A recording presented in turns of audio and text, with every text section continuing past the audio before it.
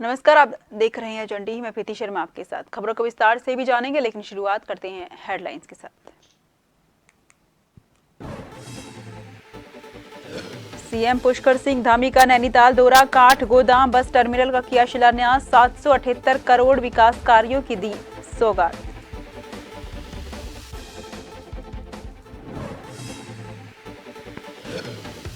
लोकसभा चुनाव को लेकर बीजेपी की तैयारियां तेज, मातृशक्ति को रिझाने में जुटी पार्टी। सितारगंज और जसपुर में हुआ नारी बंधन कार्यक्रम।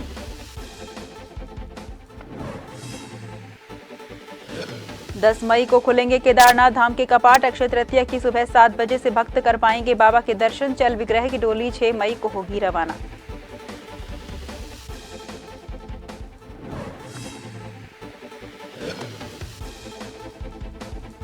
महाशिवरात्रि पर सुबह से ही भोलेनाथ के मंदिरों में लगा भक्तों का तांता। कांवड़ियों के मेले को लेकर चप्पे चप्पे पर पुलिस रही तैनात।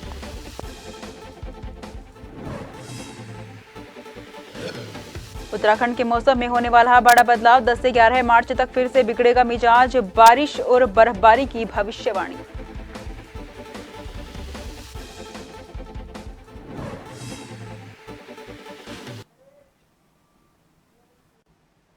रुक करते हैं खबरों की ओर। लोकसभा चुनाव नजदीक है, ऐसे में उत्तराखंड सरकार विभिन्न योजनाओं के लोकार्पणों के माध्यम से जनता को सौगात दे रही है। मुख्यमंत्री पुष्कर सिंह धामी पहुंचे हल्द्वानी और जहां उन्होंने नैनीताल जिले को 778 करोड़ की विकास योजनाओं की सौगात दी है। हल्द्वानी के काठगोदाम स्थित रोडवेज वर्कशॉप काठगोदाम में बस टर्मिनल का शिलान्यास, गोलापार में ड्राइविंग स्कूल, नैना देवी मंदिर सौंदर्यीकरण सहित नलकूप निर्माण, सड़कों के सौंदर्यीकरण सहित हल्द्वानी और लालकुआ की 2 बड़ी सीवरेज योजनाएं की सौगात दी है। इस दौरान केंद्रीय राज्य मंत्री और नैनीताल सांसद अजय भट्ट भी कार्यक्रम में मौजूद रहे। इस दौरान मुख्यमंत्री पुष्कर सिंह धामी एक जनसभा को भी संबोधित किया, जहां केंद्र और राज्य सरकार द्वारा चलाई जा रही विभिन्न योजनाओं की जानकारी देते हुए कहा कि प्रधानमंत्री नरेंद्र मोदी के नेता उत्तराखंड लगातार प्रगति के पथ पर हैं। प्रधानमंत्री नरेंद्र मोदी का उत्तराखंड से अपार प्रेम है और समय समय पर प्रधानमंत्री मोदी उत्तराखंड को योजनाओं के माध्यम से सौगात देते रहते हैं। हमारा पूरे कुमाऊं का द्वार है और जो योजनाएं आज दूध वैली के लाभार्थी कृपया बने रहेंगे। संभागीय जो पार्टियों का प्रशिक्षण केवल एक स्थान पर होता था, हमारे यहाँ पर हो पाएगा। ड्राइविंग का भी जो है प्रशिक्षण यहाँ पर हो पाएगा। उससे निश्चित रूप से आने वाले समय में एक विकास का बहुत बड़ा काम यहाँ पर प्रारंभ होगा। इससे पर्यटन भी बढ़ेगा, यहाँ के लोगों को रोजगार भी मिलेगा, हर प्रकार से दृष्टि होगी और शहर के लोगों को सुविधा भी। लोकसभा चुनाव में पहले कांग्रेस पार्टी को तगड़ा झटका लगा है। पौड़ी लोकसभा सीट से प्रबल दावेदार माने जा रहे कांग्रेस पार्टी के दिग्गज नेता मनीष खंडूरी ने कांग्रेस पार्टी की प्राथमिक सदस्यता से इस्तीफा दे दिया है। मनीष खंडूरी ने अपने सोशल मीडिया के माध्यम से अपने इस्तीफे की जानकारी दी है। बता दें कि खंडूरी कांग्रेस पार्टी की ओर से 2019 में पौड़ी लोकसभा सीट से चुनाव लड़ चुके हैं, लेकिन उन्हें हार का सामना करना पड़ा था। वहीं कांग्रेस के पूर्व अध्यक्ष गणेश गोदियाल ने कहा कि जब गढ़वाल लोकसभा सीट के लिए पार्टी की तमाम कार्यकर्ता मनीष खंडूरी को उम्मीद की नजर से देख रहे थे, ऐसे वक्त में उनका पार्टी को अलविदा कहना किसी भी सूरत में न्यायोचित नहीं था। गणेश गोदियाल ने कहा कि मनीष खंडूरी के लिए अभी कांग्रेस के सभी रास्ते खुले हैं। ऐसे समय में जबकि पूरे गढ़वाल लोकसभा क्षेत्र के कार्यकर्ता और हम सब लोग मनीष खंडूरी जी को बड़ी उम्मीद की नज़रों के साथ देख रहे थे, उनका अचानक इस तरह पार्टी को अलविदा कहना मैं समझता हूं कि कहीं भी न्यायोचित नहीं है। उनको लगता है कि कांग्रेस में रह कर के उनका भविष्य सुरक्षित नहीं है, और दूसरा है कि वो जनता की सेवा जो करना चाहते हैं वो कांग्रेस के माध्यम से रह कर के वो नहीं कर सकते हैं। तो इसी क्रम में खंडूरी जी ने भी जो है वो पिछली बार पौड़ी लोकसभा से कांग्रेस के प्रत्याशी रहे हैं, और इस बार क्या कारण रहे क्या नहीं रहे ये तो अब समय बताएगा, आने वाला वक्त बताएगा। लेकिन खंडूरी जी हों या अन्य बहुत सारे लोग हों, कि कांग्रेस में सभी को अपना भविष्य अंधकार में लगता है। उत्तराखंड में बीजेपी के वर्ष 2014 से अब तक के चुनाव में अजय बने रहने में बूथ जीता चुनाव जीता की मंत्र की महत्वपूर्ण भूमिका रही है। इसी क्रम में पार्टी ने लोकसभा चुनाव के लिए राज्य के सभी 11,729 बूथ पर पन्ना प्रमुखों की नियुक्ति कर दी है। इस बार पन्ना प्रमुख की मदद के लिए 4 से 5 कार्यकर्ताओं की टोली भी गठित की गई है, जो पन्ना प्रमुख को आवंटित मतदाता सूची पृष्ठ पर अंकित मतदाताओं की भी चिंता करेगी। पन्ना प्रमुख और टोलियों को केंद्र और राज्य सरकार की उपलब्धियां, कल्याणकारी योजनाओं की जानकारी से लैस करने का जिम्मा मंडल स्तर के पदाधिकारी को सौंपा गया है। हमारे सभी बूथों पर भारतीय जनता पार्टी के 11 लोगों की कमेटी वर्तमान समय में काम कर रही है और 11 लोगों की कमेटी के साथ ही 30 मतदाताओं पर एक पन्ना प्रमुख, ये हमारे सभी बूथों पर नियुक्त हो चुके हैं और अपना काम उन्होंने प्रारंभ कर दिया है। मंगलौर कस्बे के मोहल्ला किला में लड़ाई के दौरान एक व्यक्ति को मोहल्ला किला के ही कुछ लोगों ने इतना मारा कि उसकी मौके पर ही मौत हो गई। घटना के बाद पूरे मोहल्ले में सन्नाटा छा गया। मौके पर पहुंची पुलिस ने शव को पोस्टमार्टम के लिए भिजवाया और आरोपियों के घर पर दबिश दी। तब तक आरोपी अपने परिवार के साथ मौके से फरार हो गए। मृतक के बेटे तमकीन ने बताया कि जिस वक्त ये झगड़ा हुआ वो सब बाहर गए हुए थे और लड़ाई के दौरान 4-5 लोगों ने उन्हें इतना मारा कि उनकी मौके पर ही मौत हो गई।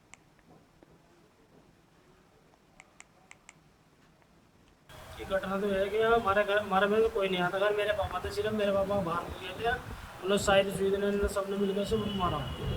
कब की घटना है? 11 बजे की, 11-11:15 बजे की घटना है। मौके पर पुलिस पहुंचे थे? मौके पर पुलिस पता नहीं सर, मुझे पता नहीं था। मैं फिलहाल सारे बाहर गए थे, मौके पर बाहर से मौके पर पुलिस ने बाहर गए थे, सारे बाहर जाए तो अपने काम पे थे सारे, कोई घर नहीं आया था। सिर्फ अकेले थे हमारे पापा और कोई नहीं आया था मौके। अपनी मांगों को लेकर लोहाघाट एसडीएम कोर्ट परिसर में चंपावत जिले के आंगनबाड़ी कार्यकर्ताओं और सहायिकाओं ने आंगनबाड़ी संगठन जिलाध्यक्ष चंपावत मीना बोहरा के नेतृत्व में धरना प्रदर्शन किया। संगठन जिलाध्यक्ष मीना बोहरा ने कहा कि आज पूरे देश में अंतर्राष्ट्रीय महिला दिवस धूमधाम से मनाया जा रहा है। सरकार के द्वारा जगह जगह कार्यक्रम आयोजित कर महिलाओं को सम्मानित किया जा रहा है। वहीं आंगनबाड़ी कार्यकर्तियों और सहायिकाओं को धरना प्रदर्शन करना पड़ रहा है। उन्होंने कहा कि जब तक सरकार उनकी मांगों को नहीं मानेगी, कार्य बहिष्कार जारी रहेगा।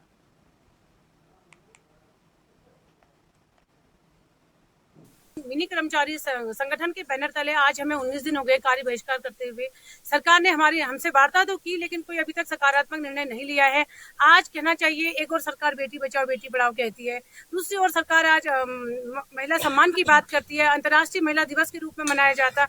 और देखिए, जिस देश की महिलाएं, जिस राज्य की महिलाएं सड़कों पे बैठी हुई है, वो सरकार अभी भी नहीं समझ रही है। तो ये भी एक सोचनीय विषय है। हम सरकार से बार बार अपनी गुहार लगा रहे हैं कि हमें 600 रुपये प्रतिदिन के हिसाब से हमारा मानदेय 18,000 रुपये कर दिया जाए। एक सकारात्मक निर्णय लेने के बावजूद भी सरकार अभी तक हमारे लिए कोई भी निर्णय नहीं ले पाई है। ये भी हमारे लिए एक सोचनीय विषय है। जिले के सोमेश्वर विधानसभा में वन क्षेत्र अधिकारी कार्यालय टाना में वन क्षेत्र अधिकारी सोमेश्वर मनोज कुमार लोहनी की अध्यक्षता में वन विभाग ने वनाग्नि रोकने में सरपंचों और ग्राम प्रधानों, क्षेत्र जनप्रतिनिधि के साथ वन मानव वन्यजीव संघर्ष रोकथाम पर गोष्ठी आयोजित की है। वन विभाग के तत्वावधान में वनाग्नि सुरक्षा समिति की बैठक आयोजित की गई है। इसमें वनों को आग से बचाने के विभागीय उपाय बताए गए हैं। साथ ही लोगों से भी जंगलों की आग पर काबू पाने के लिए आगे आने की अपील की गई है। सभी ने जंगल को आग से बचाने का भी संकल्प लिया है।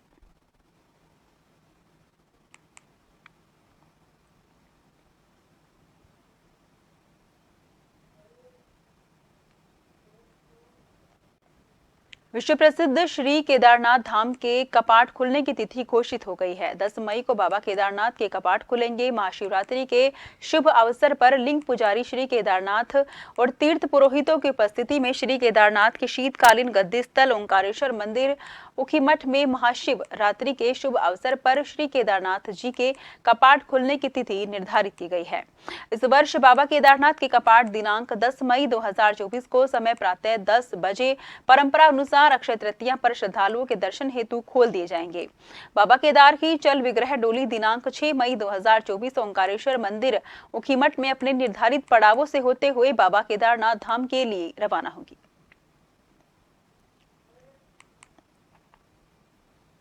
लोहाघाट में भव्य शिव बारात और विशाल मेले का आयोजन किया गया। रामलीला कमेटी लोहाघाट के सौजन्य से नगर लोहाघाट में भव्य शिव बारात निकाली गई। मुख्य अतिथि लोहाघाट विधायक खुशहाल सिंह अधिकारी और एसडीएम लोहाघाट रिंकू बिष्ट ने शिव बारात का शुभारंभ किया। वहीं विधायक अधिकारी के द्वारा समस्त क्षेत्र वासियों को महाशिवरात्रि पर्व की शुभकामनाएं देते हुए नशे से दूर रहने की अपील की।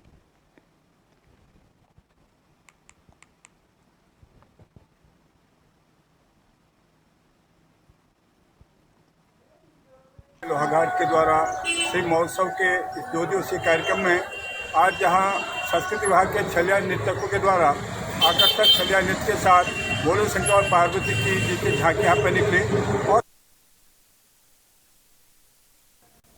शुक्रवार को महाशिवरात्रि पर्व रामनगर और आसपास के इलाकों में पूरे उल्लास के साथ मनाया गया। इस दौरान नगर और ग्रामीण क्षेत्रों में स्थित सभी शिव मंदिरों में भगवान शंकर के भक्तों ने पूजा अर्चना कर जलाभिषेक किया। तो वहीं हरिद्वार से अपनी कावड़ में पवित्र जल लेकर आए सैकड़ों कावड़ियों ने भी शिवालयों में जलाभिषेक किया। महाशिवरात्रि पर्व पर माता बाल सुंदरी देवी पर्यावरण सेवा समिति के तत्वावधान में विशाल मेले का भी आयोजन किया गया। यहाँ भी लाखों की संख्या में श्रद्धालु और कावड़ियों ने पूजा अर्चना करने के साथ ही जलाभिषेक करते हुए पहाड़ी पर स्थित बाबा गुल्लर सिद्ध के भी दर्शन किए। वहीं मंदिर समिति द्वारा सभी श्रद्धालुओं को प्रसाद वितरण किया गया। इसके साथ ही प्रशासन द्वारा मेले को शांतिपूर्ण ढंग से संपन्न कराया गया और इसको लेकर जगह जगह पुलिस बल भी तैनात किया गया। आज शिवरात्रि का त्यौहार है और रामनगर क्षेत्र में मंदिरों में जगह जगह श्रद्धालुओं की भीड़ लगी है। हमारे द्वारा ट्रैफिक प्लान पूर्व में सोशल मीडिया पे और समाचार पत्र के माध्यम से दिया गया था। उसी को हमारे द्वारा पर्याप्त पुलिस बल लगा के इसको डायवर्जन किया जा रहा है और हमारे द्वारा श्रद्धालुओं की सुरक्षा के लिए पर्याप्त व्यवस्था है। बढ़िया, बहुत विकराल, बहुत पब्लिक से जुड़ा हुआ, बहुत भोले से जुड़ा हुआ ये पर्व है और काफ़ी व्यवस्थाएं अच्छी है। प्रशासन द्वारा बहुत अच्छी व्यवस्थाएं है, काफ़ी भीड़ है और मेला बहुत सुचारू रूप से चल रहा है। डोईवाला के लच्छेश्वर महादेव शिव मंदिर में सुबह से ही जलाभिषेक करने के लिए शिव भक्तों की भारी भीड़ उमड़ती रही। भक्तों ने लंबी लंबी लाइनों में लगकर भगवान शिव का जलाभिषेक किया और भगवान शिव से मनोकामना मांगी। वहीं हर वर्ष की भांति इस वर्ष भी लच्छीवाला में मेले का आयोजन किया गया।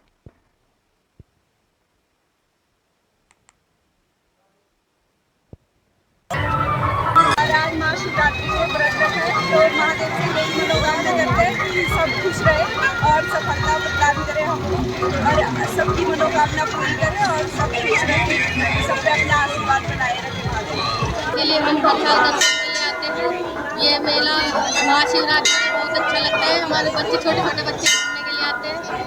ये हर साल ऐसे ही उत्सव मनाया जाता है। आप व्रत तो जी अपनी अपनी श्रद्धा है, व्रत रखते हैं कुछ लोग नहीं रखते, पर ये है कि भगवान जी के लिए सभी व्रत रखते हैं। लक्सर से करीब 5 किलोमीटर दूर घने जंगलों के बीच बने पार्थेश्वर महादेव मंदिर पर शिवरात्रि के दिन सुबह से ही भारी भीड़ लगी रही। यहाँ हजारों की संख्या में श्रद्धालु पहुंचे और शिव जलाभिषेक किया। इस शिव मंदिर के बारे में कई मान्यताएं हैं। कहा जाता है कि यहाँ शिवलिंग की स्थापना महाभारत काल में पांडवों ने की थी और अज्ञातवास की अवधि का कुछ समय इस मंदिर पर रहकर गुजारा था। कुछ लोग कहते हैं कि यहाँ शिवलिंग उत्पत्ति स्वयं ही हुई है।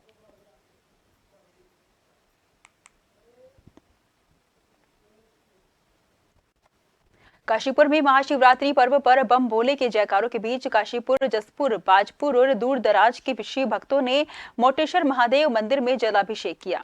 इसी के साथ साथ शिव भक्तों ने काशीपुर के विभिन्न शिव मंदिरों और शिवालयों में जाकर पूजा अर्चना की। वहीं महाशिवरात्रि के अवसर पर मोटेश्वर मंदिर में पुलिस की ओर से सुरक्षा के पुख्ता बंदोबस्त किए गए। काशीपुर के इस प्राचीनतम मंदिर पर भक्तों की अटूट आस्था है। महाभारत कालीन मोटेश्वर महादेव मंदिर का शिवलिंग 12वां उप ज्योतिर्लिंग है।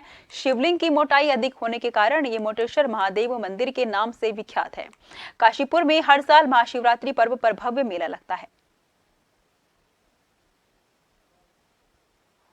देखिए, जैसा कि आप सब जानते हैं कि त्रयोदशी में यह पर्व मनाया जाता है। फागुन मास की त्रयोदशी तिथि में श्रद्धालुगण गंगा हरिद्वार से गंगा जल भर के कांवर और भगवान को आकर के यहाँ पे भोलेनाथ को अर्पण करते हैं वह आज के दिन उपवास रखें और शाम को सायंकालीन भगवान का जलाभिषेक इत्यादि चतुर्मास का चतुर्पहर का पूजन भी करते हैं। और भगवान भोलेनाथ जो भी आज के दिन भगवान का पूजन व्रत रखता है, भगवान उसकी हर मनोकामना पूर्ण करते हैं, वह कृपा बनाए रखते हैं। कार्बेट नगरी रामनगर में विद्युत उप संस्थान चिल्किया में पूजा अर्चना के साथ ही भव्य भंडारे का आयोजन किया गया। साथ ही कांवड़ियों का भव्य स्वागत किया गया। भोलेनाथ के जयकारों से कार्बेट नगरी रामनगर भगवान शिव की भक्ति में डूबा नजर आया। वहीं अवर अभियंता राजेश सिंह बिष्ट ने बताया कि विद्युत उप संस्थान बिल्किया में हर वर्ष भंडारे का आयोजन किया गया। बीते 5 सालों में कार्यक्रम आयोजित किया जा रहा है। बीते 5 सालों से ये कार्यक्रम आयोजित किया जा रहा है। 7 तारीख को हर साल तिलकिया बिजली घर में हम लोग भोले की सेवा करते हैं, जो हरिद्वार से जल भर कर आते हैं और यहाँ रामनगर में मंदिर में चढ़ाते हैं। उन लोगों को हम सभी बिजली घर के जो बिजली कर्मचारी हैं मिलकर प्रसाद वितरित करते हैं, उनकी सेवा करते हैं, जलपान करवाते हैं। और उसी अवसर पे आज भी हमने एक भंडारा किया था छोटा सा और उनकी सेवा की। विश्वनाथ मंदिर में शिवरात्रि के पर्व पर लोगों की भीड़ लगी हुई है। सुबह 4 बजे से ही लोगों का जमावड़ा लगा रहा। शिव भक्त शिवालयों में पहुंचकर भगवान शिव को जल चढ़ाने पहुंचे। मंदिरों में खासा रौनक देखने को मिली। शिव भक्तों की लाइन काफी दूर दूर तक अपनी बारी का इंतजार करते रहे। वहीं शिव बारात की भी झांकी निकाली गई। ये बाबा विश्वनाथ की नगरी है और आज शिवरात्रि का पर्व है और आज पूरे जनपद वासियों के साथ प्रदेश से विभिन्न जगह से लोग बाबा की नगरी में आए हुए हैं। जहाँ माँ गंगा का उद्गम स्थान है वहीं ये बाबा की नगरी है और बाबा विश्वनाथ की नगरी है। और आज बड़े धूमधाम से जो है उत्तरकाशी में शिव बारात और शिवरात्रि का पर्व मनाया जा रहा है। मैं उत्तरकाशी वासियों को, उत्तराखंड वासियों को और देशवासियों को इस शिवरात्रि पर्व की बहुत बहुत बधाई शुभकामनाएं देता हूँ। शिवरात्रि का ये पर्व मनाया जाता है, उनको महाशिवरात्रि पर्व की ढेर सारी शुभकामनाएं। और हर जगह हम शिवरात्रि सेलिब्रेट करते हैं, लेकिन उत्तरकाशी की जो शिवरात्रि है उसका बहुत जिक्र मैंने सुना था। और इस बार 2-3 बार पहले भी माघ मेला मंगशीर भगवान में आने का सौभाग्य मिला। उसके बाद महाशिवरात्रि के पर्व पर लोहाघाट के प्रसिद्ध ऋषेश्वर महादेव मंदिर में शिव भक्तों की सवेरे 5 बजे से ही भारी भीड़ उमड़ी। शिव भक्त मेले भोले के दर्शन के लिए घंटों लाइन में लगकर अपनी बारी का इंतजार करते रहे। भक्तों के द्वारा महादेव का दूध और जल से अभिषेक किया गया। जगह जगह पुलिस बल तैनात किया गया। तो वहीं मंदिर में भंडारे का भी आयोजन किया गया। जगह जगह जो है पुलिस ड्यूटी लगा रखी है, कई पॉइंट बना रखे हैं। अभी जो गोला निकलेगा, गोले में भी हमारी चाक चौबंद व्यवस्था है पूरी, किसी प्रकार की कोई समस्या नहीं आएगी। यातायात व्यवस्था की हमने पहले से ठीक रखी है कि हमें किस जगह रखना है। इसके लिए हमने मजनू टीम अलग से बना रखी है। हर साल की तरह इस साल भी महाशिवरात्रि का पर्व बड़े ही धूमधाम से मनाया गया। सुबह 4 बजे से ही सारे शिवालयों के कपाट आम श्रद्धालुओं के लिए खोल दिए गए। सैकड़ों की तादाद में शिव भक्तों ने महादेव के जल का अभिषेक किया। बता दें कि जबरदस्त भीड़ देखने को मिली। इसके अलावा भद्रेश्वर महादेव से लेकर ज्योतिश्वर महादेव और भगवान विद्रेश्वर महादेव मंदिर में सैकड़ों की तादाद में शिव भक्त पहुंचे और भगवान महादेव का जल अभिषेक किया। ऐतिहासिक शिव मंदिर है, कल्प वृक्ष है और उसके नीचे भगवान ज्योतिश्वर महादेव। आज महाशिवरात्रि का पर्व है। सर्वप्रथम तो पूरे क्षेत्रवासियों को और देश और दुनिया को मैं महाशिवरात्रि की शुभकामनाएं दूंगा। और आज प्रातः 4 बजे भगवान ज्योतिश्वर महादेव के कपाट खुले। सर्वप्रथम भगवान का रुद्राभिषेक किया गया और उसके पश्चात भक्तों के लिए भगवान के कपाट खोल दिए गए। सवेरे से ही भारी तादाद में यहाँ पर लोग आ रहे हैं और भगवान का जल अभिषेक कर रहे हैं। पंचम केदार कल्पेश्वर महादेव में इस समय महाशिवरात्रि पर्व मनाया जा रहा है। पंच केदार में एकमात्र केदार है कल्पेश्वर महादेव, जहाँ शिवरात्रि पर्व मनाए जाते हैं। सुबह 4 बजे से भक्तों की भीड़ लगी हुई है। सुबह रुद्राष्टमी के बाद भगवान शंकर को 1100 चौलाई के लड्डुओं का भोग लगाया गया है और अभी भक्तों की निरंतर भीड़ मंदिर में चल रही है। शाम से जो इस स्थान पर संतान प्राप्ति के लिए वरदान मांगते हैं उन लोगों का पंजीकरण शुरू होता है। ऐसी मान्यता है कि अगले उन लोगों को संतान प्राप्ति होती है। शाम की जो कार्यक्रम होगा उसमें संध्या वर्धन एवं भजन कीर्तन संध्या का आयोजन किया जाएगा। हर साल की तरह इस साल भी महाशिवरात्रि का महापर्व बड़े ही धूमधाम से मनाया जा रहा है। आपको बता दें कि सुबह 4 बजे से ही सारे शिवालयों के कपाट आम श्रद्धालुओं के लिए खुल गए थे और अब तक सैकड़ों हजारों लोगों ने भगवान महादेव जी के शिवलिंग को जलाभिषेक कर दिया है। और अब मैं सबसे पहले आपको दिखाना चाहूंगा एक तस्वीरें, खास तस्वीरें। ये देख सकते हैं सामने की एक्सक्लूसिव तस्वीरें इस वक्त जन टीवी ग्राउंड जीरो से दिखा रहा है। ये वही मंदिर है जिसे भद्रेश्वर महादेव के नाम से जाना जाता है और इस मंदिर का वर्णन शिव पुराण में किया जाता है और यह मंदिर 12 महीने भक्तों के लिए खुला रहता है और खासकर महाशिवरात्रि के महापर्व पर इस मंदिर में हजारों लोग भगवान महादेव जी के लिंग को जलाभिषेक करते हैं। कैमरामैन साथी कन्हैया के साथ नवीन सिंह, जोशीमठ।